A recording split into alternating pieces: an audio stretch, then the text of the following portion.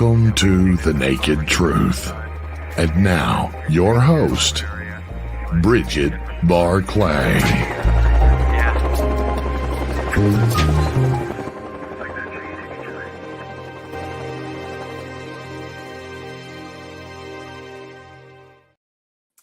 Hi guys, welcome to The Naked Truth here on Annex Radio, and tonight's guest, I'm going to go straight into it because I'd never have long enough to talk.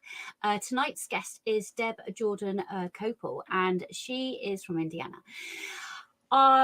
Deb has a vast history of personal, obviously, UFO encounters along with witnesses and her sister and parts of her family. I came across Deb many years ago, and she was one of the first ladies, really, in my sort of when I got into this, that had gone public. So she has worked with Bud Hopkins, and CBS did Intruders, and I remember being kneeling on the floor in front of the TV watching it when it first came out. So without further ado, Deb, are you here? Yes, I am. Hello, my lovely lady. How are Hi. you? I'm good, thanks. How are you? I am absolutely fine. It's so lovely to have you on here, and so lovely to have everybody else to listen to your encounters from past to present. And we're going to go straight into this. I always say it. You've got to start from the beginning, because, you know, some people just want to hear the intense encounters, but you've got to have all of the other encounters to get you to that encounter, so to speak. So, Deb, do you want to introduce yourself a little bit further, and then fire away? Well, my name's Debra Jordan Kauble. Deb is what everyone calls me. But a lot of people in ufology might know me better as Kathy Davis from Bud Hopkins' book Intruders. Mm-hmm. After it's been 40 years, there's a lot of people that probably don't even know who I am anymore. They do. It's a whole new generation of people out there that are just discovering Bud and John Mack and all those guys. Absolutely. But anyway, I'm a lifelong experiencer of weird stuff. My earliest memory is at around 6. And I think, that's pretty young to remember something, but what I remembered was so traumatic. I think that's why it stuck with me. And I ended up, my older sister's 11 years older than me, had taken me with her to Detroit, Michigan for a weekend visit with one of her friends. She took me because I used to play with her friend's little sister when they came to Indiana to visit their grandparents who lived down the street from us. So I got to go on a trip with my big sister. Nice. And while I was there, I disappeared and I was gone. I was missing for the whole day. Police were called. Everyone was out looking for me. And as I recall, my sister is the one who found me. Mm-hmm. Interestingly enough, my sister also had a pretty dramatic UFO sighting back in 1965 while taking my mom to a bingo game, which I can tell you about in a minute. Mm-hmm. And the fact that she found me when all the police and the neighbors all around the area were looking for me, I think in retrospect is kind of telling, I guess, in a way. But I had been in the backyard playing with my friend. I think one of us kicked the ball over the fence, and I hopped the fence to get it. And as I returned to go back into the backyard, I realized I was suddenly disoriented and felt like I was lost. Yeah. So I went around the side of the house and I saw the house that I thought I was supposed to be in, and the door was open. So I walked in, and things looked familiar, but yet jumbled, like not quite right. Yeah. I recall seeing a chair on a table instead of, at a table. Mm-hmm. But, and I started to panic when I thought maybe I'm not in the right house. And I started to take off out the front door, and I was blocked by a young little boy about the same age as me, a blonde haired boy with big brown eyes. And he wanted me to stay and play with him, and started talking to me about some toys that he had that he wanted to show me. And so I agreed, and I went to this toy room, and I remembered walking into the room, and it would be really big and bright, but there wasn't any furniture or anything in it. And then the floor in the middle was like a sunken living room kind of floor. And I saw I remember seeing red lights on the wall, and I remember seeing something sliding out of the wall. I remember one of his toys hurting me on the leg, and then I got scared and wanted to take off back out the door. And as I got to the doorway, he's asking me, he doesn't want me to leave. He wants me to stay and play. And this person comes out from the back of the house that I thought was I assumed it was his mother. It was big lady, and she was mean. She was mad. And I remember her saying something to the effect of, "What is she doing here? She does not belong here." And then literally at that moment, it felt like someone shoved me out the door. Like somebody just pushed me out the door, but I don't remember anyone touching me or anything like that. So not a usual house in the neighborhood. So hence at the age of 6, something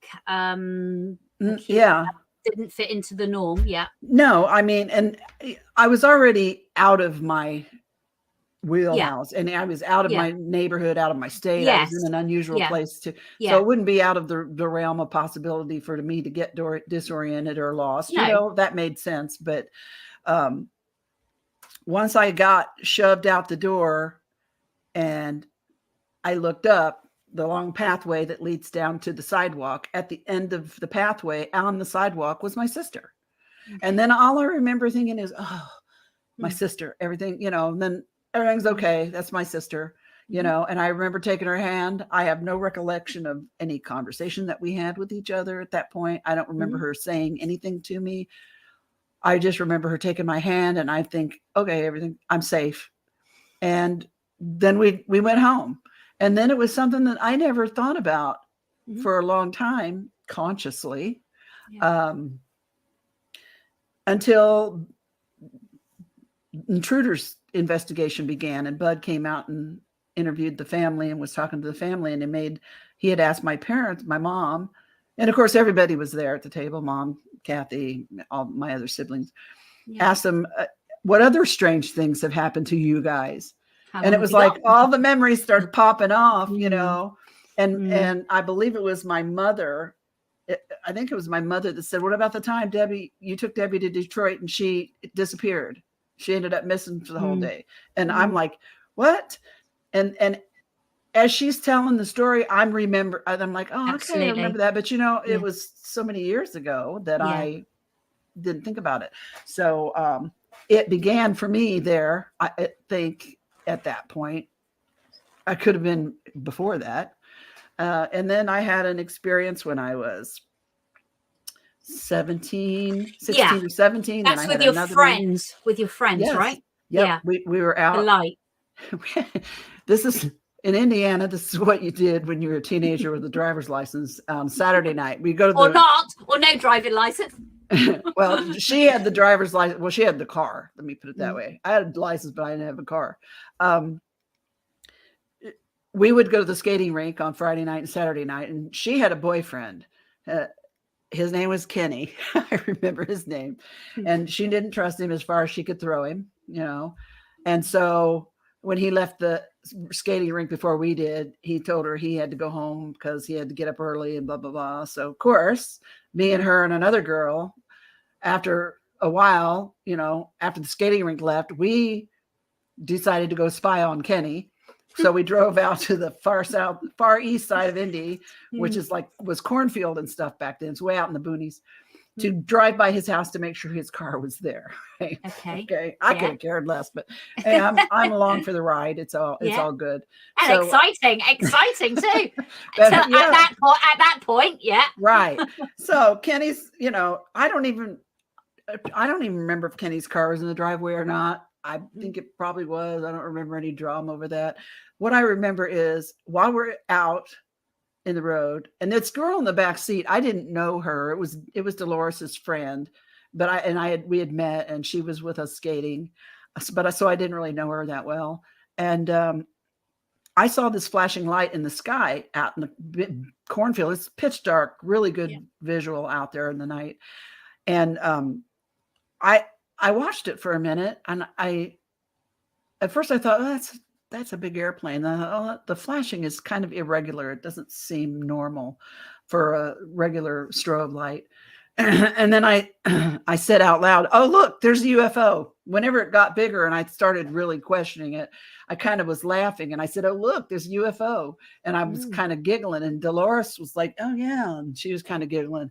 The girl in the back seat flipped out. Okay. I don't know if there was a interesting. I don't know. You know, I don't believe in coincidences. So, no, right. You know, people are in people's lives for whatever reason. But anyway, this girl flipped out and got scared. And I recall at one point, she actually threw herself down on the floorboard in the back and kept saying, stop saying that. Stop saying that. And she was almost in tears. And then my memory skips to a point where we're still in the car, but I don't think the car's moving. The car's not moving, but the car's enveloped in this like black misty cloud. Like I can't see Dolores sitting next to me, but I know I'm still sitting on the seat. Inside the car or outside the car? Inside the car. But then I feel like I'm being pulled out of the car by my legs. And then my next memory is we're driving down the street. Dolores is like, holy crap. We got to hurry up and get home. Mom and Dad are about ready to get up to go to work. And, you know, so we dropped this girl off and hurried on to Dolores's house. And we literally, we saw her parents were already up. So we climbed in her bedroom window at the back of the house into her room and got into bed to press. I see that on all the American movies. I mean, you know, that's where we get it from. To pretend that, you know, we'd been in bed all night. Right. Right. Yeah. Then it was years later, and then we never spoke about it again. I remember Dolores looking at me as we're driving back to her parents' house, and she looks over at me and she's like, time flies when you're having fun, hey? And I'm like, I guess, you know. That was the only comment we made about the time difference that, you know, oh my gosh, it's so much later than I thought it was, you know, it's the sun's starting to come up. So it was years later, and I mentioned this episode to Bud. You know, what other weird stuff's happened to you guys? And I mentioned that to him, and he's like, is there any way we could maybe talk to Dolores? And I'm like, yeah, probably. Wow. I mean, I hadn't talked to her I probably hadn't talked to her for 5 years at that point. Okay. But her older brother and sister-in-law and my sister and brother-in-law were friends, and they still went out, you know, dancing on Saturday night. So Kathy got a hold of her brother, who got a hold of her, and I called her. I got her phone number and called her. And I said, would you mind if me and this guy come over? And she's like, no, not at all. Come on over. So we went to her. I took him to her house and introduced them. And Bud says, well, you know why I'm here, right? You know, we want to talk. We want to ask you about. And she goes, yeah. Do you mean the light that was in the sky or the light that was on the ground? And Bud looked at me and I looked at him, because I didn't even realize, I didn't remember the light was on the ground. And interesting. I said, what light on the ground? She goes, oh, that light was on the ground. And she says, I pulled the car over. And I can't remember after that what she said, but she pulled the car over because the light that I had pointed out to us, you know, to everybody in the car was now on the ground in the field. And so that must have been when I felt that we were stopped, you know, but I was still in the car. And I can't remember now exactly what she told him, but it wasn't very much. Her memory wasn't much more than what mine was. Her next memory was, you know, driving home and thinking, oh my God, my parents are about to get up. We got to hurry back and sneak in the house. But yet she remembered something quite important, you know. Yes. So not only she remembered it's in the sky, but she remembered on the ground. I didn't even remember that part. Yeah. So Bud said to her, would you ever be interested in, you know, doing some regression to try and remember more? And she's like, nope. I've gotten along just fine without knowing anything else, and I don't want to know.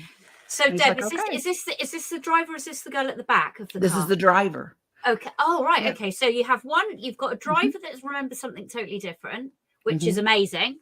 And then you've got the girl at the back of the car that's freaked out, possibly. You know, you only freak out if you're scared because of a trauma. So and I don't even know what happened to her. I don't, we never talked to her or anything. And, but That so there was happened. that happened. And then,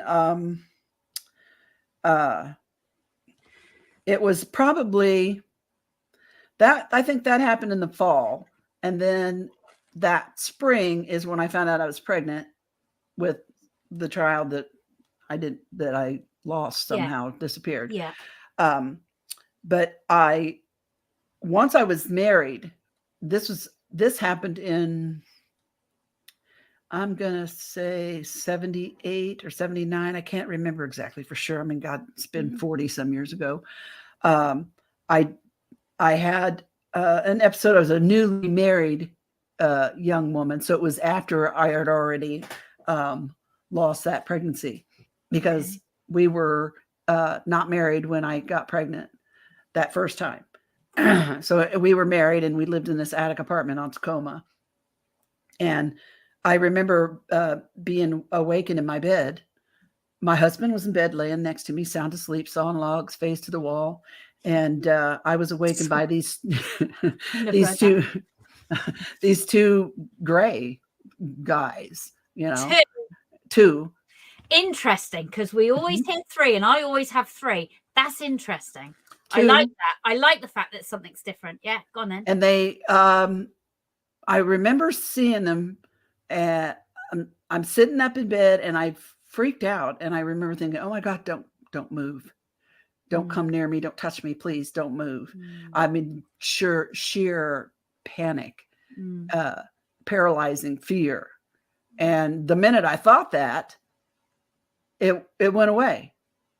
I was okay. And I'm sitting there and they are, you know, like basically sliding toward me, the foot of my bed. And one of them is holding this black box about the size of a shoebox. And it has a red light. Like, I don't know if there was a hole in it and the red light was inside coming out, or if it was actually a red light on top of the box. Because it was just hard for me to see it, visualize it that way. Even when it came across my bed and was pretty much on my lap, I still had a hard time figuring out how this thing was made. I remember asking them, but I don't remember talking, but I remember thinking or asking them, what is this? Can I have it? I love that. And they're like, nope, you cannot have it. But when you see it again, you'll know what it's for and how to use it. And then they took it back.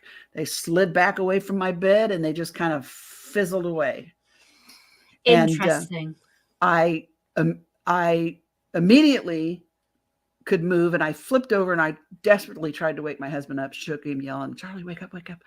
Then, you know, he didn't move. So I slid back down in the bed and I fell asleep, which I know sounds absolutely crazy, but that's exactly what I did. I fell asleep. That's what you do. But the next morning when I woke up, I remembered it all.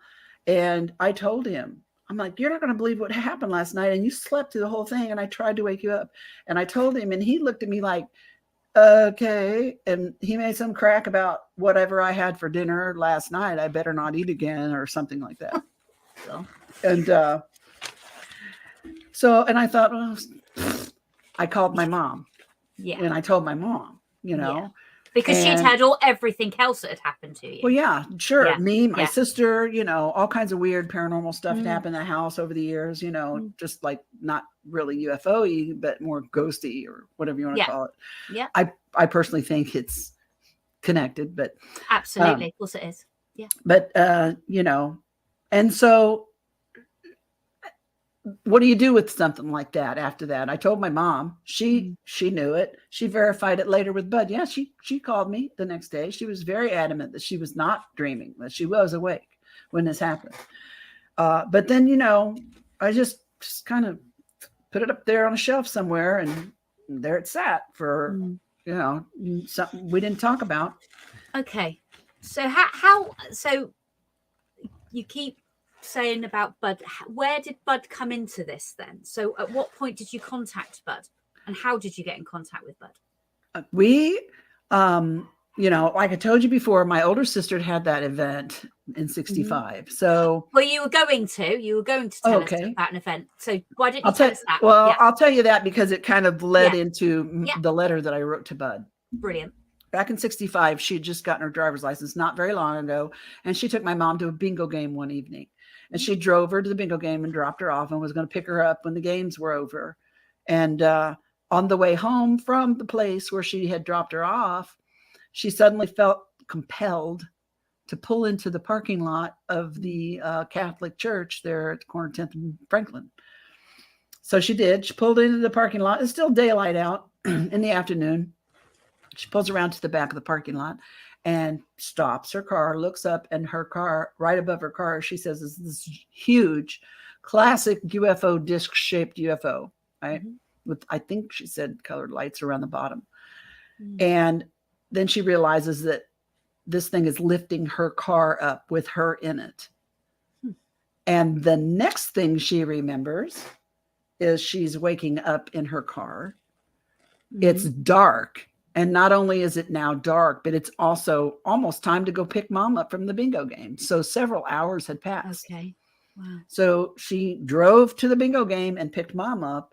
And I heard mom tell Bud, Kathy was like really amped up, really wired, really excited and anxious and telling mom about what happened. Well, it feels like that you can speak to your mum about this. So, if in another scenario, let's say that you hadn't had all of these experiences as a family, you wouldn't go to your parents, would you? I used to go to my dad.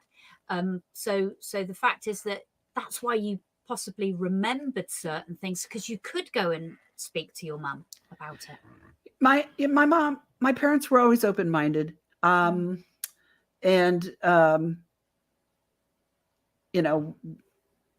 my mom used to play cards, like flashcards with us, like school when we were little kids. Oh yeah. But hers was a little different. I think my mom was interested in psychic things. And I remember she used to like to read stuff that Jean Dixon wrote. Do you remember that name? Jean Dixon, old psychic, probably maybe. No, we had I can't remember the name. And then there was another one, Sylvia Brown. Mom used to like to watch her. She read books about metaphysical stuff. My mother did. All right. Not really UFO stuff, but stuff like that. And when she played, connected.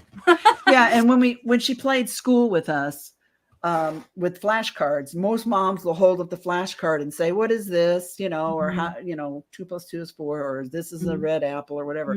My mom would put them down on the table face down, and then ask us to tell her what it was. Oh yeah. Oh wow. But we did. I mean, because that's how we thought that's how you played it. You don't know. If you don't know, you don't know. No. You don't miss what you don't know, and you don't recognize something isn't right if you've never seen the right. You had a fun mum. You had a fun mum. She was interesting and open-minded, and then my father, my grandmother always said he was psychic. She said he could, and he told us he could smell death. And sure enough, when mom was in the hospital dying at midnight, he comes dragging down the hallway. And I'm like, what are you doing here? He said, your mother called me. And I'm like, no, she didn't. She's asleep. And he goes, did I say she used the phone?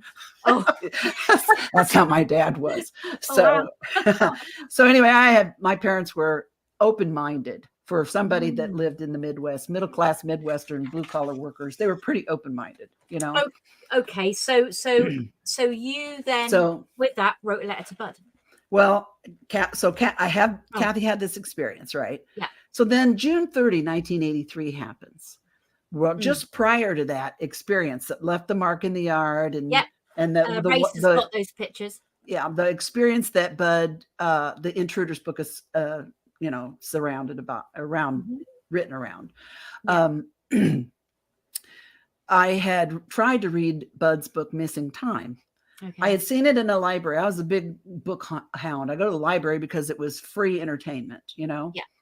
And so Yep, that's the mark in the yard. That's actually like an 8-foot diameter circle, and then there are a couple of little jets going off to one side, and then the thing to the right, straight ahead, that's actually like a 49-foot streak that ended in a perfect arc. And that's the mark that was yard. And then that was the following winter when we would get snow. Snow would literally melt off of the area where the mark was for that first year. And there's an example of the streak. Yeah. Wow. And then that was the object. That was a drawing of the object. Yeah. I call it the craft. Okay. But honestly, it was very small. It wasn't much bigger than the pump house of my parents' swimming pool. And I remember seeing 6 children in mom's backyard that moved towards that thing. And in retrospect, those 6 kids couldn't get in there and fly anywhere. I don't know what that thing did. But, and this is actually a drawing of, remember when I told you the 2 guys came into my room with the black box? Yeah. It was those faces. And that's the face that whenever I dreamed about them or, maybe had an encounter, I'm not sure. It was that face. That's what they looked like. So you talked about when you were 6 and you went into somewhere and you were communicating with a little boy. There was a table, there was a red light. Do you think there's a connection between the red light there and a connection within the box that they're showing you? Was that the first time maybe that you'd seen this red something light that you could have remembered? No, I don't know. I don't know. It's even strange when my son was a little kid. He said it was a red spider on the wall in the bedroom. I think he was probably 4. He told Bud that there was a red spider on the wall and that the little man in the closet was coming to get his little brother. And so it's again, there was a red light there, but I'm not sure if any of it's all connected or not. So anyway, I tried to read Missing Time, could not finish it, never have, still sitting on my bookcase shelf here. And because it caused me so much anxiety back then. But Are we allowed to show the book? Are we allowed to show the book for viewers? To the Missing Time? Yeah, I think Race has got a picture of them because obviously Oh, so that's Intruders. That's the one I wrote. Those are my ones. And And Missing Time is a big orange cover with big black letters on it. You want me to step up here and get it? And no, we don't have that one. No, I don't have that copy. I have that other copy. I've got it right here. You want me to get it off my bookshelf? If you want to. Yeah, you can edit this part of my big ass out. Well, I love books. Ooh. That might be an American version, right? Or yeah. Oh, I didn't get that one. No, I got the other one. Okay. All right. Yep. Okay. Yeah. No, don't have that one. I have it in the Missing other format. Time. Oh, I got the paperback, so that might be the hardback of that one then. Yeah. Okay, I got it. So, my butt's numb. Sorry. Let it out. But I do, in the back of that book, there was an address where you could write to the guy. That's right. There used to be back in the days for everybody, which was amazing, wasn't it? Yeah. Yeah. So I knew that. And then June 30, 83 happened a few months later. And, once that happened, and then I saw the mark in the yard, the mark was like a trigger for me to start remembering all kinds of stuff. And one of the things I remembered was the address in that book. And my mind first went to my sister's event in 65, because to me, that sounded like classic, Okay.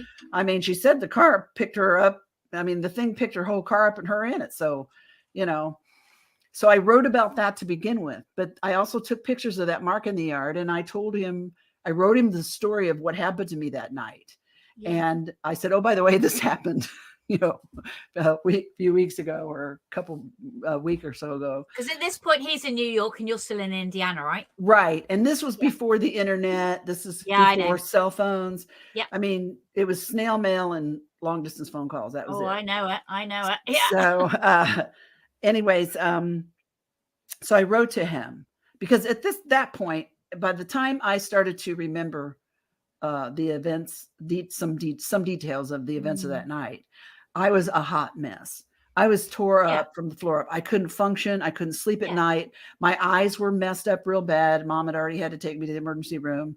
My anxiety was through the roof. I think I was having a nervous breakdown at that point, and I was desperate. And thank God my mother had seen the one of the basketball sized balls of light in the yard that night. I had their support. Thank God I was living there with my 2 kids as a single mom. They helped me and to take care of my kids, and make sure we had food and clothes and stuff. Okay, so do you want to go back to your experience? Now, you call it pump room. Over here, we call it plant room, because I know that because I used to have an indoor swimming pool. So we call them plant rooms over here. So talk to us about that, because it was the evening, wasn't it? Afternoon, wasn't it? It was in the evening, yes. We had just finished dinner, and I was getting ready to go help a neighbor that lived behind us cut out some patterns for costumes. She was a seamstress, and she used to give me a little pocket money to cut out the patterns for her, and then I'd give it to my mom and dad in exchange for her staying there, and help out. So I was getting ready to go, and the girl, she was my friend anyway. So I was getting ready to go over there, standing at the window at the kitchen sink, washing my hands. And I noticed a strange light coming out of the pump house of the swimming pool. Mom and Dad had one of those Esther Williams cement pond kind of swimming pools, with the slide and the diving board. And there was a sandstone pump house. It looked about the size of, over here in America, what somebody would have a tool shed in the backyard or something like that. It wasn't very big. And I saw a light coming out of it that didn't seem right to me at the time. In retrospect, I realize now that light coming out of it was more of a whitish bright light, when in reality, it was just an old incandescent bulb that should have been a lot softer and more yellowy. But I didn't put it together at the time, just knew something wasn't right. Yeah. And I mentioned it to Mom. I said, hey, the pump house door is open. She's like, I don't worry about your dad will get it when he gets home. My dad worked second shift at a local automotive plant. So he was at work at the time. So I'm like, okay. So I finished up, and about 5 minutes later, I got in the car and I decided to take a pass back. Mom and Dad's house was a sandstone tri-level, and the driveway was split. One part went down in front of the house, and one part went down the side of the house, along the swimming pool, and then around a turnaround that was in front of Dad's workshop. Yeah. And I was thinking to myself, there's probably $1 million worth of stuff in that workshop, and I'm just going to drive back through there and make sure everything looks okay before I leave my 2 kids and my mom here by themselves. I'm not thinking about aliens. I'm thinking about burglars. My dad had Indian motorcycles he'd restored. He had nice little British sports cars back there he was restoring. So there was a lot of money back there. Yeah, lovely. Alpine sunbeams. That's why Sunbeam Alpine. Alpine. We had a Sunbeam Alpine. Oh God, we all went to Belgium, 5 of us, when I was like 5, 6, 7, to across the ferry, and Mum used to fill it with like food on the way back. I don't know how we did it. You had a Sunbeam Alpine? He had 2 of them. White. Yeah. We had a white one. What color were yours? Green. He had a green one that he painted green, and then I think it was how funny. Yellow, or I was some light color. Yeah, they did come in yellow. Yeah. Oh wow, Sunbeam Alpine. So he restored those, and then he had 6 Indian motorcycles. One of them had a sidecar. It was really old, and he restored these. This was his hobby. Anyway, so I'm checking to make sure everything is copacetic back there, and I didn't see anything out of ordinary, but I did notice that the pedestrian door to the garage that was attached to the house was now open, and I'm like, okay, that probably shouldn't be open. But instead of stopping, I just went on over to Deanna's. It took like 2 minutes, but I called Mom when I got there, and I said, "Where's the light coming from? Underneath the door?" The door was open, and the pump house, the door was open, and the light was on there, and it wasn't supposed to even be open, and I remember shutting it. So, but my mom was like, "It just probably popped open. Don't worry about it. That your dad will take care of it when he gets home." Yeah. And so, anyway, I get to Deanna's and I call Mom and say, "Hey, I didn't see anything back there, but the pedestrian door of the garage is open." And she's like, "Again, don't worry about it. Your dad can shut it when he gets home." And I said, well, what if somebody's in there? And she's like, I'll just lock the door. You know, and my neighbors and her husband could hear me. And I hung up the phone. I'm like, okay, Mom, she didn't seem to be too concerned about it. So I hung up the phone. Then it rang again and I picked it right back up and it was my mom. And Deanna and Larry are still in the room. And my mom's like, you need to come home right now. And I'm like, why? What's going on? What's wrong? And at that point, Larry heard me. He yelled over my shoulder, tell her to call the police. That's what they get paid for.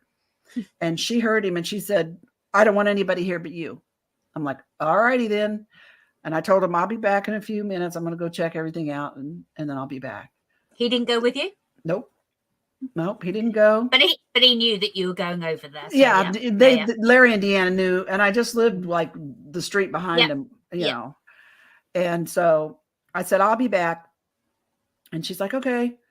And I got to the house, pulled up to the side drive again, and I got out. I parked there on the side drive and got out next to my mom's Florida room. Walked in there, Mom was in there, and Daddy had a shotgun next to the trash compactor.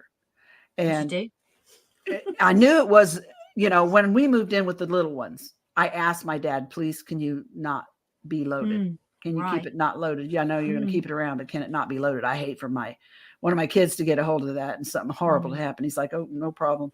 And I walked in and my mom says, you know, that's not loaded, right? And I said, well, yeah, I know it's not loaded, but whoever's out there doesn't. Yeah, exactly. You know, I might be able to get close enough to swat them with it before they figure it out. So feisty. And, you know, I wasn't like that when I was young. I am now, but when I was young, I was much more timid. I still surprise myself when I realized that I actually went out there in the dark. At this point, it's dark, you know. Looked around.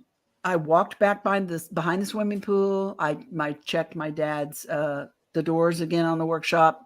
He had a ladder truck back at the turnaround, and it was all in order. My dog was underneath of it at the time. She would not come out. Went back to the garage. Went into the garage. At that point, I went in the garage. And I'm like, if anybody's here, they're in the garage. So I'm in the garage and all of a sudden I feel like I'm on fire. I don't know what came over me. It just suddenly felt like my skin was burning, like I was burning from the inside out.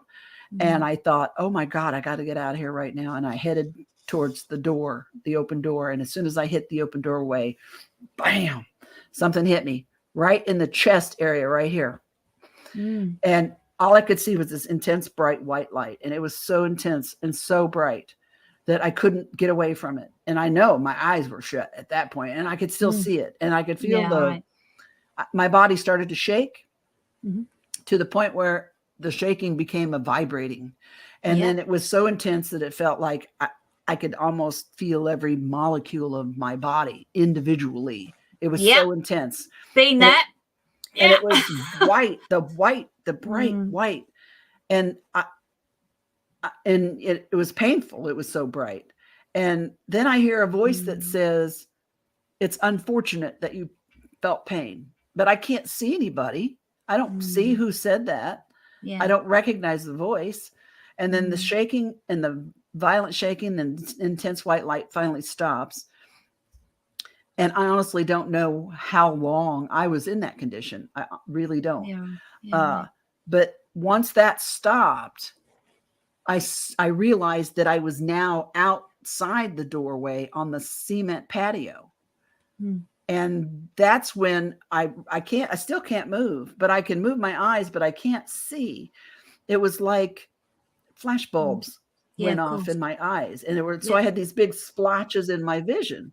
Absolutely. And it was dark out, you know, but I could see movement in front of me. And I was able to make out, not a lot of detail, but what I thought were 6 children in my mom and dad's backyard. And I remember thinking, what are these kids doing in my mom and dad's backyard? What is happening? And as I'm thinking that, I realize, oh my God, my kids are in this house. What is happening out here? And my kids. And then again, the voice says, your children are fine.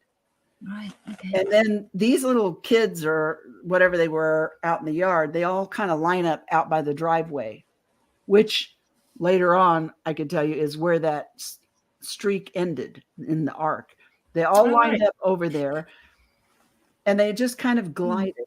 There you go. So it's a bit like the Nazca lines. Do you think that streak was from them gliding or something, the energy of them moving? I don't know. One of my sightings, man at the bottom of the garden, he used to glide as well.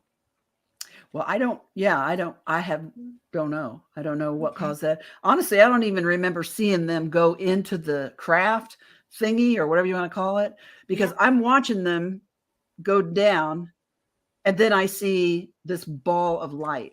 It's real soft, though. It's like a basketball sized ball of light. Yep. And it's about as high off the ground as I am tall. I'm 5'2". And then so my eyes go from them to that, and then that goes down really slow, and then it comes back up and stops. And I don't know why I thought it was looking at me for some reason. Well, it's communicating with you. Yeah. And I don't know what happened to the little people out in the yard.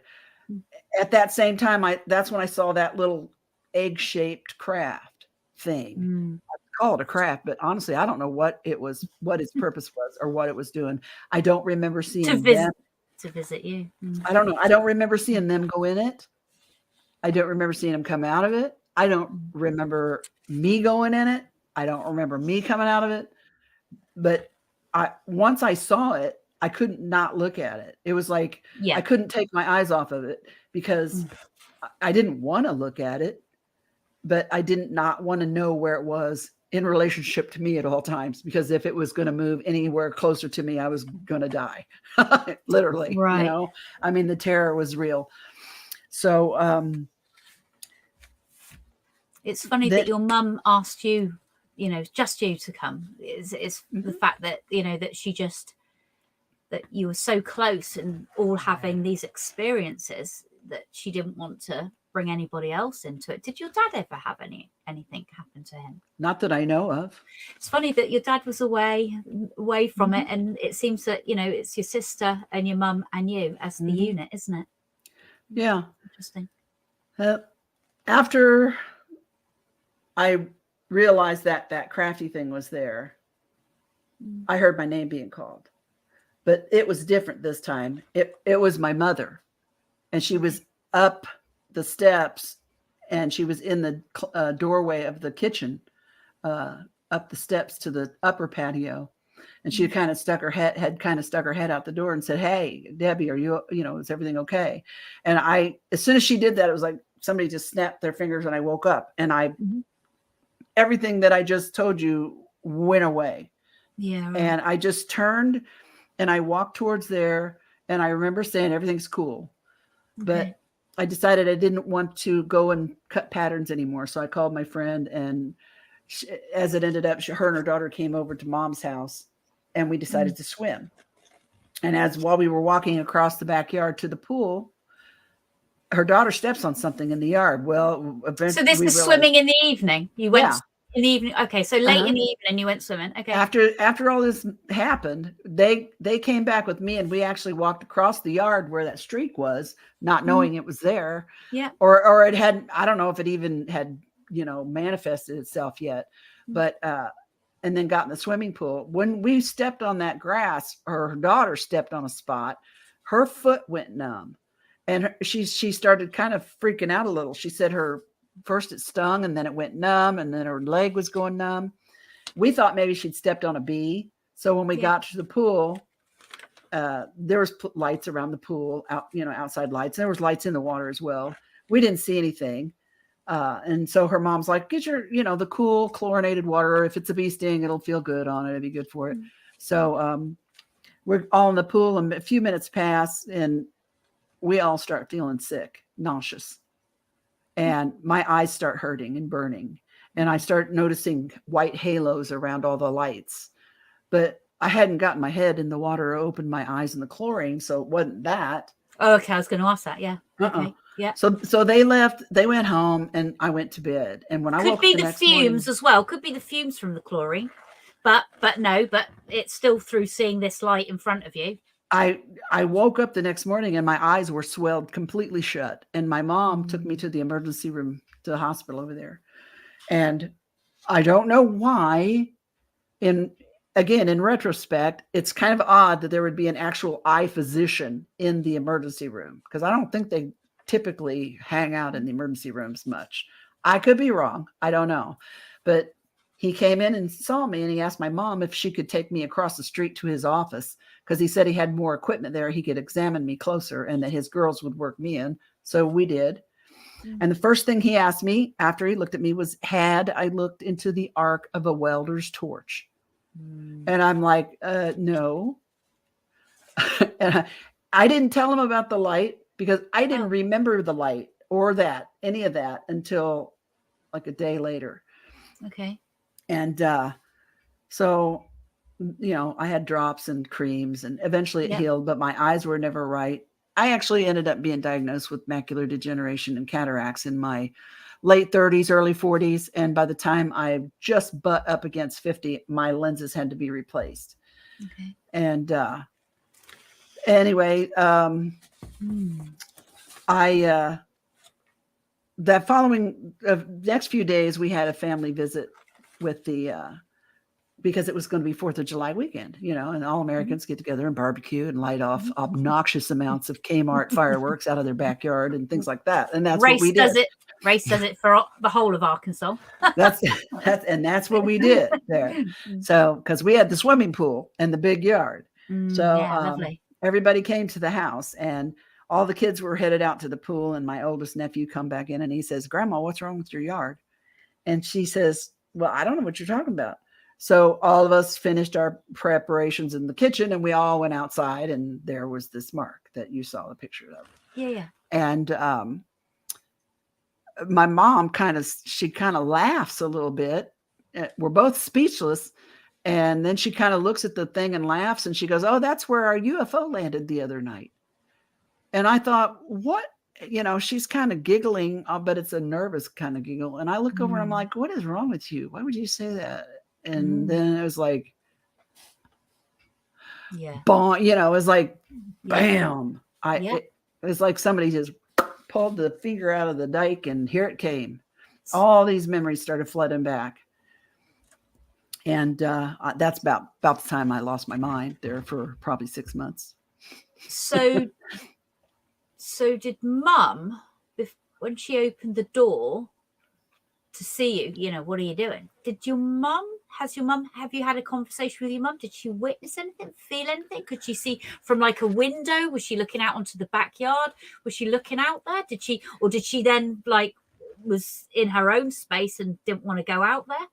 Was there do you know any part of that? About a week later, my mom said to me, "Oh, she was messing around at the kitchen, looking out the window, and I guess seeing the bird feeder triggered her memory." She said, "I just remembered why I called you to come home that night." And I didn't even think to ask.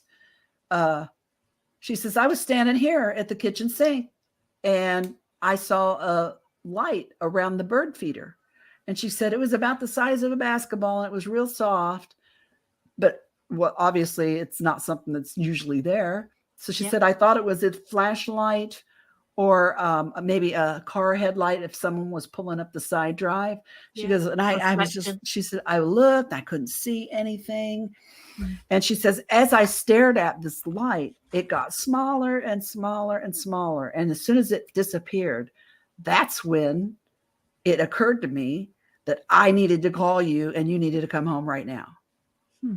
And I'm like, well, damn, because I'm thinking, I don't know if I'd have hurried on home so quick, by myself. I maybe at least would have brought Larry with me or called 911 or something. But it took her about a week to remember that. I wonder if she had an experience prior to it.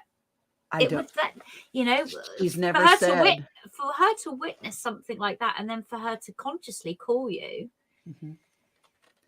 I'm going to say she probably did see something or something happen, but she's never. Well, she's quite psychic, so she would have been around that. Because also, you've talked about quite a lot of lights in your book, in the Intruders book that Bud wrote about yourself and your family. Vicky you were at Vicky's house and you had quite a few incidences at Vicky's house. Now, I've had quite a few incidents with orbs as well. Very shapes, very colours, different sizes. So just talk us through Vicky's house, because you had two incidences at Vicky's. One, was it one night after the other or the same night? I'm trying to remember who Vicky was, because they're all pseudonyms. Oh, okay. All right. Okay. So you were at her house, you were staying over at her house, and you were reading something. And then there was a white light. That's it. There's a white light over by the desk, and you heard noises. I know, because I've read the book. Mm-hmm. And then also, so I'll tell you the sequence, and then fingers and rays. Now I can totally get that, because I've had that underneath my car as I've been driving. I can see it through, what is that under the car? And then you had a magnetic feeling, and then Vicky saw it as well. And then she came out of the bedroom. So talk us through that. Yeah. That was actually down in Pensacola, Florida. And which was a hot spot for the Gulf Breeze sightings. Well, that's why I was down there at the time. I was down there with the Gulf Breeze research team, and Vicky Lyons was one of Ed Walters, wasn't it? Ed, did you meet Ed Walters? Yeah, I met him. Oh wow! I didn't know we weren't like friends or anything, but I did meet him, and he was very cordial, and I felt very genuine and sincere. But yeah, I was staying at her house. And the Gulf Breeze, they acted like I was, bait on a hook or something, because I was in Vicky's house, and they were like in their cars out around all night long on watch, Yeah. Just wait there, and exactly. Oh, that's so funny. And I didn't think that anything was going to come up or happen, but then I started feeling weird, and that static electricity feeling, and I saw this ball of light, and then it was like fingers of light under the door. I think I heard something. The head of the bed was like by a window, and I believe I heard something at the window behind my head there. And then Vicky came in. She had seen fingers of light rays come up underneath her door. Her husband, who had seen that, and he was he was supportive, but he was like, okay, he saw something. Because she said to you, if you ever see something, wake her up. And you at one stage you thought, oh no, I'm not going to wake her up. I can't do that to you. And I'm like, she woke up and she saw it. Yeah, so that's fantastic. Yeah, so oh my gosh, that witness, was so another long witness. ago. I know, but they all are. All of our encounters are so long ago. Can I ask, are you still having any experiences? Not like those. No, I'm having high strangeness. Yeah, I should imagine. Yes, I'm having high strangeness.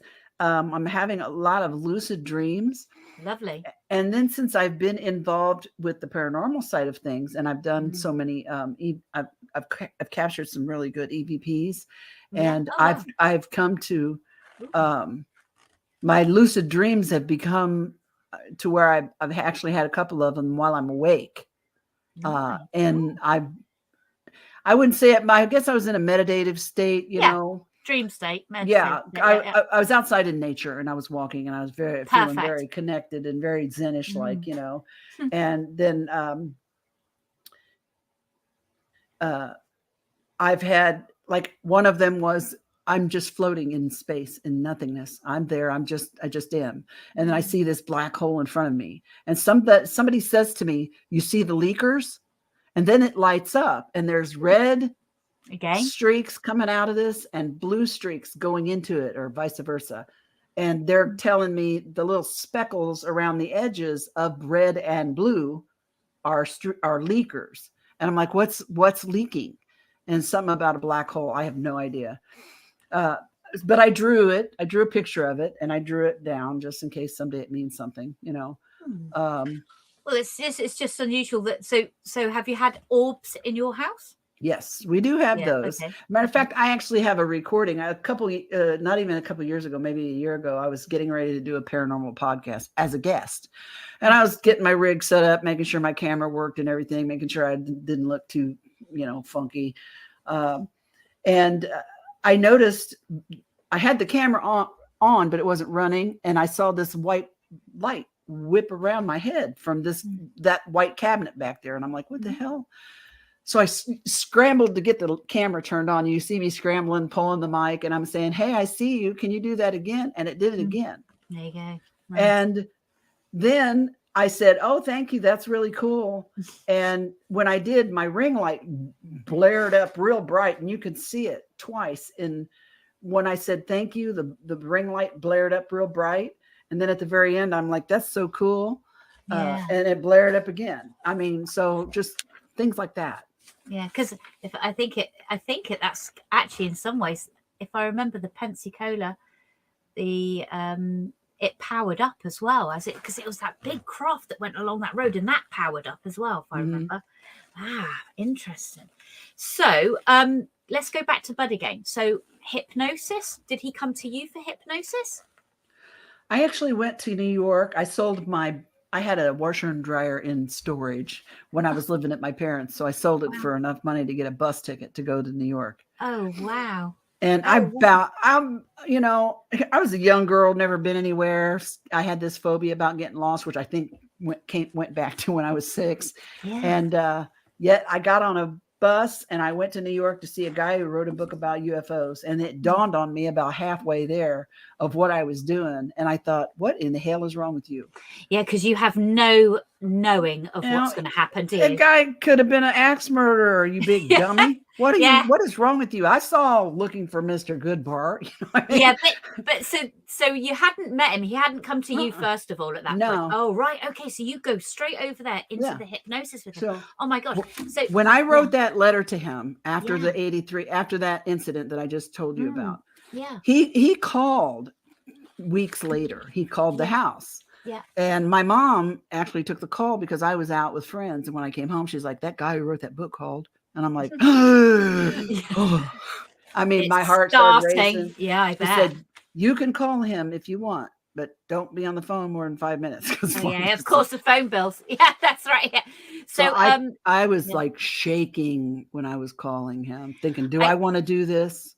Do I really want to know? Well, you just don't know what's going to happen, do you? You just have no clue. I mean, this is a little bit of history on me. Race, can you show the book, the Intruders book that I have for there you go. So listen.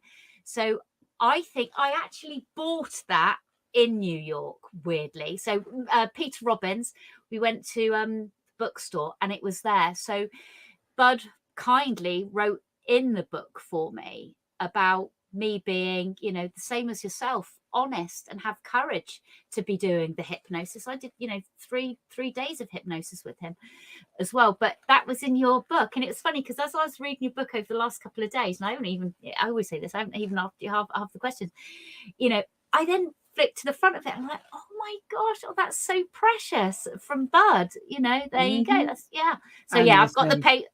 Yeah, absolutely. He was, do you know what? That was the one thing. He was always at the end of the phone. If ever you wanted to call him, he was always there. And that was so nice, and yeah, absolutely. So, so you get to New York and, okay. So how long were you there for? I was probably there 4 or 5 days, something like that. Wow. Out in New York by yourself. He picked me up at the bus station, and he immediately took me from the bus station by subway to Dr. Clamar's office. And it was later I realized, he probably had the same kind of cautionary feeling about me that I did him. I about jumped off the bus halfway to New York thinking, you can't do this. What is wrong with you? But, he takes me to a psychiatrist's office as soon as I get off the bus. And he's probably wanted to make sure I wasn't the nuts, an axe murderer. But she introduced me to hypnosis.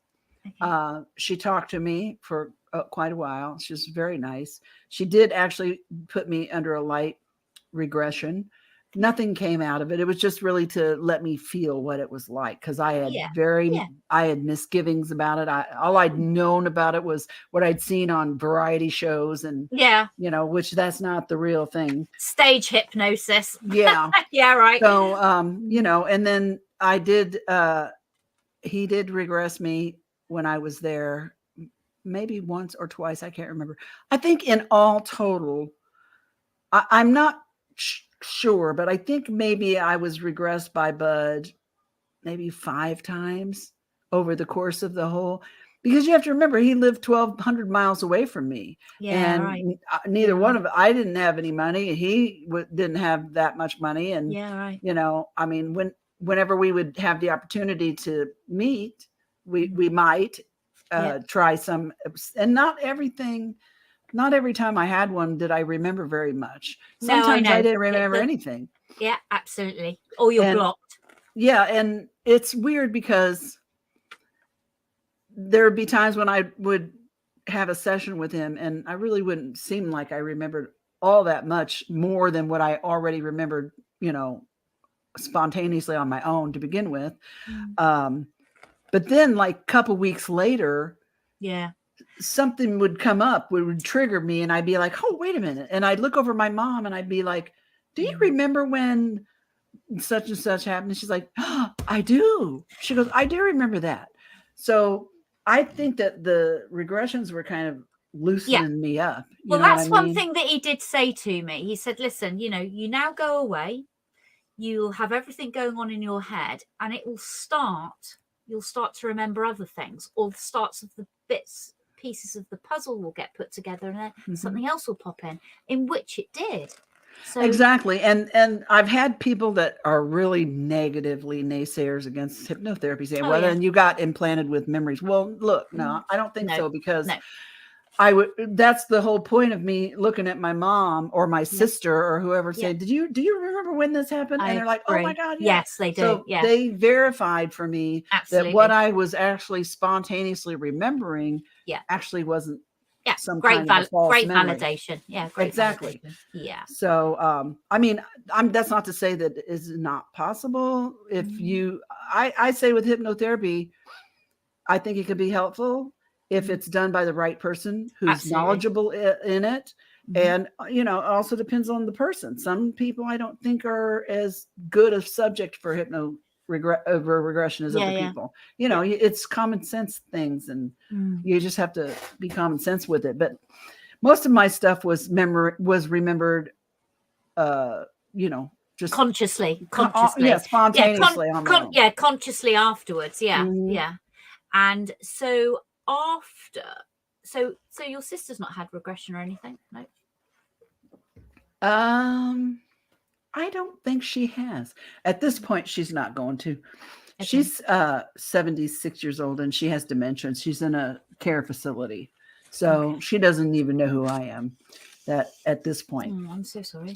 But and then my parents are gone. So you know, there's nobody to ask, but no, that's true. But that's some of the reason why, you know, like now, just say if you Grace is saying it's time, but now if you have an experience, you try and draw on anybody else that's around you to validate that. Oh yeah, for sure. And because you've had experiences, you're stronger in remembering, you're stronger in what's the word that I want to use? You're stronger in sort of like experiencing that experience and questioning it as it's happening to you, or communicating more with it. Deb, I'm going to have to say I'm really sorry, but time's up. Time out. I would love to have you back and talk about the EMP. I absolutely love all of that stuff. And ghosts. We can talk ghosts as well. I love all that, because it does go together. And I believe that you have the encounters with the ghosts prior to, because it builds you up to where you are when you have your encounters, to make you sort of desensitizes you to a certain degree. Right, Deb, thank you so much. Thank you ever so much. Oh, Deb, this is Deb's book. Go on then quickly, Deb. Grace can wait 2 minutes. 1 second. Go on then. Go for it, Deb. Oh, it's Extraordinary Contact, Life Beyond Intruders. You can get it on Amazon or any other online bookseller. Oh, and Yvonne's done the forward. A fantastic hypnotherapist. So they can go onto Deb's website, and you can go to your podcasts, which you put onto your Facebook. Yes, Midwest Paratalk Radio on YouTube. Come and see us. And then what do you have on Fridays for the ladies? Friday, I have Voices of Contact on Facebook at 8 p.m. I'm going to start listening to it. Right, Deb, thank you so much. And thank you.